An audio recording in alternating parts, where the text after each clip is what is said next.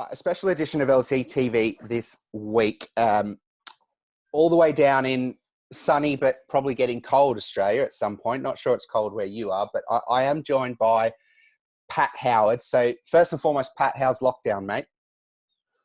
Lockdown in Australia, and I've got a lot of relationships in the UK. We've been pretty lucky here in Australia that we just hit 100 deaths last week.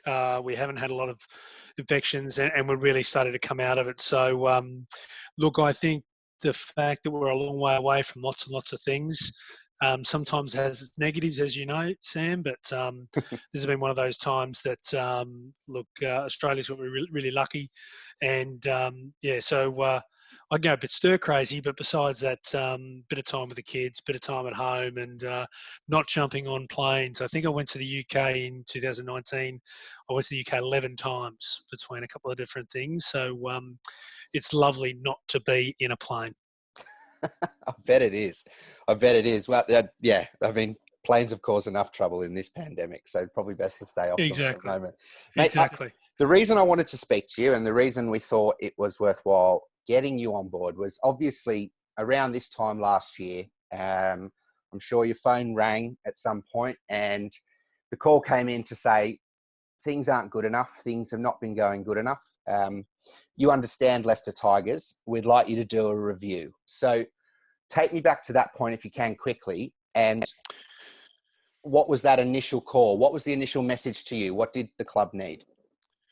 Yeah, so look, and Simon Cohen rang me, and I want to give a special mention to Simon. Simon and I had a great relationship, and I know his tenure's come to an end, but he should be incredibly proud of everything he's achieved. I was there day one when he came in, and he and I, with John Wells, started a lovely little team together, and then myself, Simon, and Cockers, and my memories with Simon are fantastic. So he gave me a bell. He obviously knows me well, and said, look, I do want some fresh eyes. You know the culture.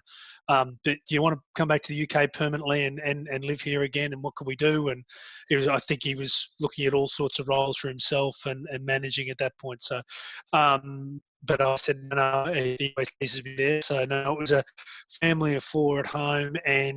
But I said, look, I have some time. I can come over for a couple of months and with no agenda, have a look and see the gap between what is possible and where we are. There's been a lot of change. Are you happy for me to do that? And he said, yes, that's great. Come over. I was on a plane within a little while, and I saw a place that I was surprised by, and culturally it was in it was more than a little bit of a difficult place, and I had some very hard, direct words with everybody up and down the chain. That is from Geordie to players, star players to Peter Thomas, chairman, to Simon Cohen, because I just said, guys, this isn't good enough. And sometimes you need the fresh eyes with no agenda to be able to go, look, guys, the high expectations that a Martin Johnson would set, they aren't here. And, for all the things that Cockers can be accused of, who's one of my great mates, he was a disciplinarian. He set really high standards. And so, that was missing. And it was clear that some things had gone into, the facilities didn't inspire.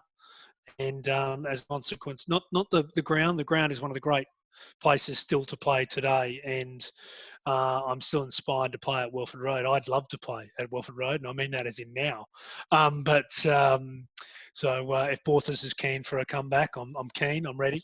But yeah, so look, it was an absolutely top to bottom look, and one of the key things was making sure the board, Oval Park, Welford Road, that spine of the organisation was tight, and it wasn't at that time. One of the words that the chairman has used, Simon previously used, Andrew has used, Jordan's used, is clarity. There wasn't a lot of clarity in terms of the relationships working together. And I know that's what you're alluding to, I guess. So can you explain to me a little bit about how you brought that in the review, or how you made the recommendations to see the club put that clarity back in? Yeah, so look, I talk about in a sporting organisation, the spine of an organisation, and it's really different in any group. But if your chairman, CEO, coach, captain aren't tight, if the boardroom and the change room can't connect, then how are you going to make long-term decisions or even short-term decisions? And there was lots and lots of anecdotal points where people believed the club went off the rails, and people talk to 2010, 2014, 2015, 2017. There's all these sort of trigger points, but no one is at fault on its own. But you do need someone with some really stern ability to come in and go, I'm going to take this by the reins and turn it around, and I'm going to take some ownership of it. And look, I think the board's been, and Peter and has been smart in terms of making the changes now while there's some daylight and some free space. Simon can hold his head high. There's great succession planning. Andrea knows the organisation back to front. She knows what it's like down in the pubs underneath, and she knows what it's like to do the tickets, and she knows she'd actually done an internal look at Welford Road even before Oval Park, even before I'd got there, and it formed a basis of some really good clarity. So I think it's just so important, that unity, that clarity, that inspiration. And I do really believe that these guys, one, will act in the best interest of the game, and will bring, it's a lovely balance between the inspiration of someone that's just been to a World Cup final as a coach and someone that absolutely knows what success looks like, and with some certainty around delivering it under this culture, because there's no one trick to success. It's got to fit the culture. It's got to be square pegs and square holes, but you need some discipline and inspiration. And I said in that report as well, it would take a little bit of time. There's been multiple coaches. Aaron recruited the types of people he wanted to coach for a couple of years. Matt recruited the people he wanted to coach for a couple of years. Even Cocker's recruited some of the people he wanted to, and that doesn't bring together a squad that has a great theme to it. So I would be with all the guys. I have high expectations of this group, but don't expect it absolutely day one, because it's, Steve and Geordie have got to form a team and group. And I really saw that they let some people go already. I understand that. They did it with respect. I saw Jan talk about it really politely. And so, look, I'm really positive about what is possible, and how they come out of this.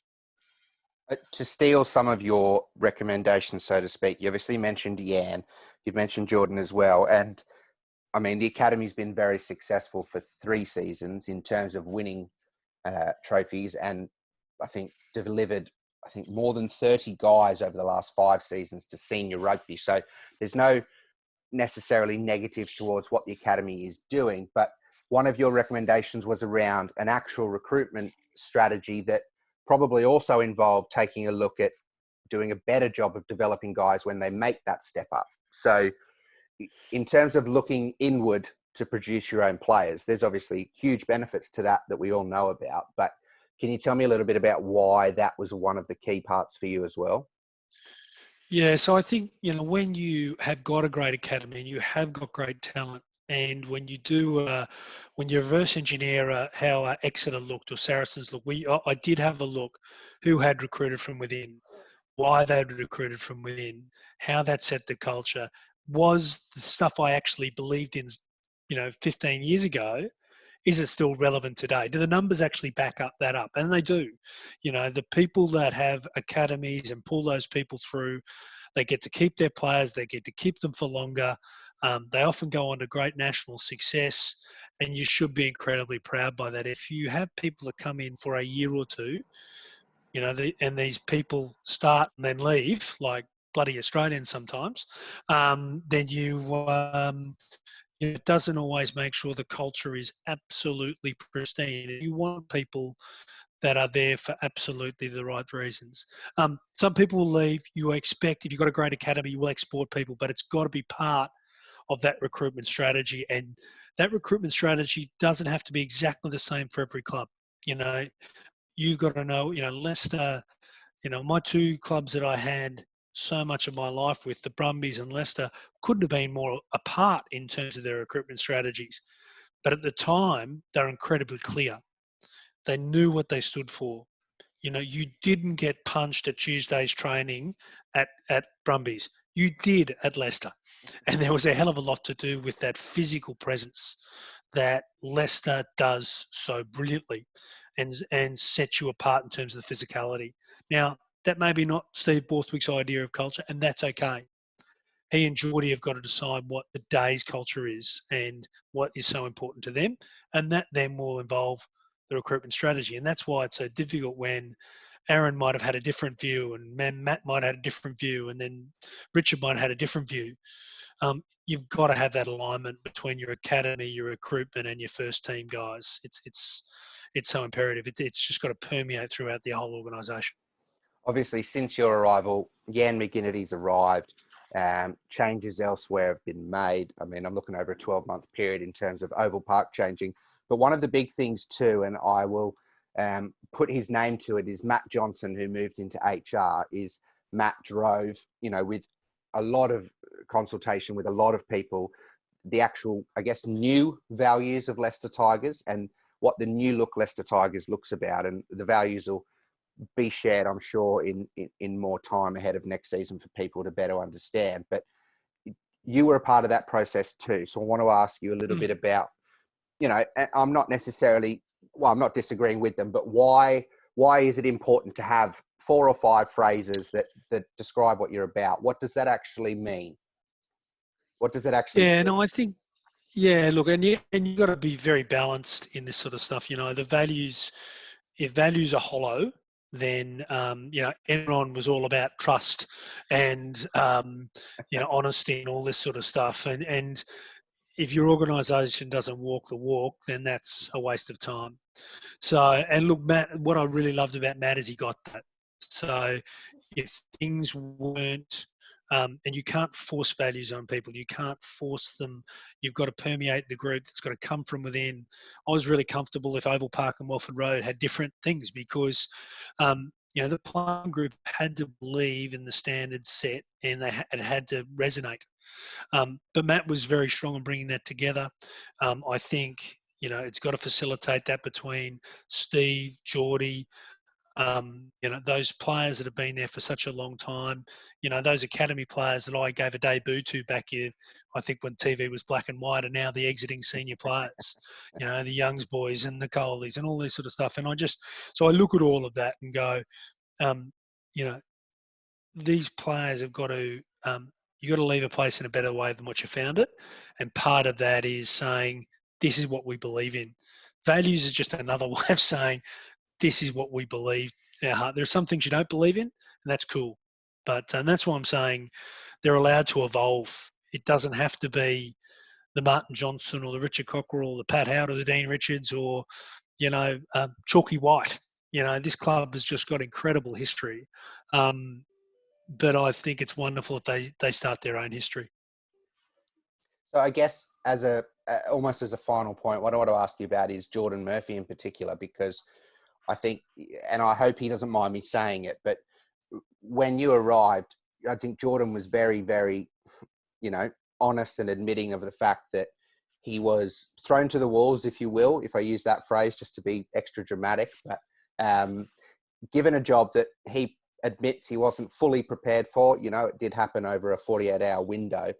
But what he has said is that when you arrived, you probably reminded him or showed him that he was good enough and it could be done. And that maybe while he was worried a little bit about inside the Leicester Tigers bubble of, am I doing what I should be doing for this place? As you say, he loves so much. His standards were so high that actually you came in, you provided not only as a mentor, but a bit of a shadow and probably, to use a very Aussie phrase, Pat, a bit of a kick in the ass just to tell him that he's good enough and he can do it. And now Jordan moves into a different role on July 1st, of which, again, I'm not necessarily sure if I should say it, but the one that he's more suited to, if that makes sense. So in terms of what you did with Geordie, can you just divulge a little bit about what you saw when you arrived to what you know now of Geordie?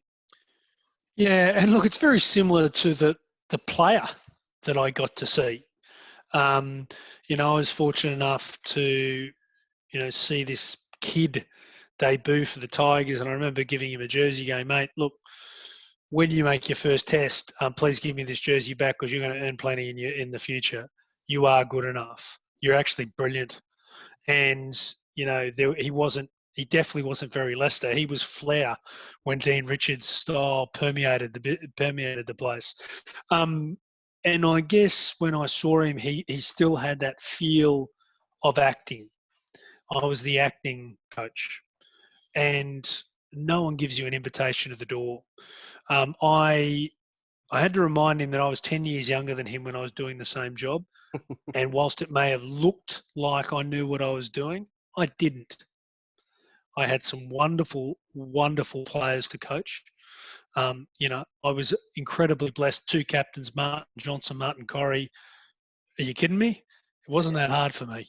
Yeah. So, and just I was blessed with incredible leadership and incredibly, but I also had belief. And that is the one bit that I tried to permeate on Geordie, because whilst I may not have the talent of Jordan Murphy, I most certainly had the confidence, and it probably gave me enough to bluff my way through for a while. What I came back and saw in the preseason was an incredible transformation, and my greatest disappointment, and I take ownership of this, is that it didn't translate onto the field for a while. And I saw a coach that had become a director of rugby. I saw him implant a skill set and game plan that I know he believed in, and parts did improve, and I was waiting for it to click, but unfortunately, sometimes those crucial days just didn't happen. And in a World Cup year, with lots of those players missing, it didn't have the start he needed. He just needed one or two of those victories to give the momentum. But I also am incredibly proud of the man. I do believe in Geordie. I think Steve will be outstanding. And I think you've got a unit there which the spine of the organisation will be incredibly intertwined. I think you need the outsider, with an Andrea, a Peter, with the Geordie, with the changing of senior players.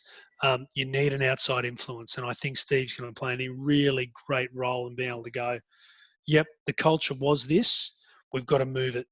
And you're going to move it with me, but I won't throw out everything, because I played against great Leicester teams and I get it. I know what it was like to play here and lose here, because it was incredibly intimidating. And Steve said that to me. It was incredibly intimidating to come to Leicester, and he wants to get that back. So I guess as a final thing, Pat, you can finally now, if you don't mind me saying, you can probably now sit back and enjoy Leicester Tigers as a fan again, because it's now time for Jordan, Andrea, Steve, and as you say, Tom, as the captain, to take the club forward, isn't it? It's no longer anyone else's team. It's no longer about shadows, and they'll obviously seek advice, as everyone will, but this is a new look Leicester Tigers who now need to lead this club forward. Yeah, absolutely. And look, I've spoken to very few over the past a couple of months, and I am here on the phone, and I said this to Peter Tom only a week or two ago. I'm here if you want me, because I love the club. I've always loved the club, and if I don't get a call, that's absolutely great too. And I am a fan, but I feel as though there is a sense of duty to the place. 6 years with Leicester Tigers in coaching and playing capacities. 2 of my 4 kids were born there. Some of my greatest mates I played with. Leon Lloyd texted the other day around a 20-year reunion for the European Cup, and if we're allowed to fly, I will. So I just look. It's a special place in my thinking. But yes, it's now not my turn, and there are great people with whose heart is in the right place, and that I am absolutely assured of. All right, Paddy, I appreciate the time, mate. And I think on behalf of everyone, thanks for what you did in terms of I guess, adding that clarity and putting in some foundations for the club to build on now. And hopefully when we're back on the pitch, we'll see it. Look, when I'm back there next time, I'll make sure I'm sitting on the terraces with somebody, and I look forward to having that beer with the guys when I get the chance. Cheers, guys. Thank you very much. Cheers, Pat. Thanks, mate.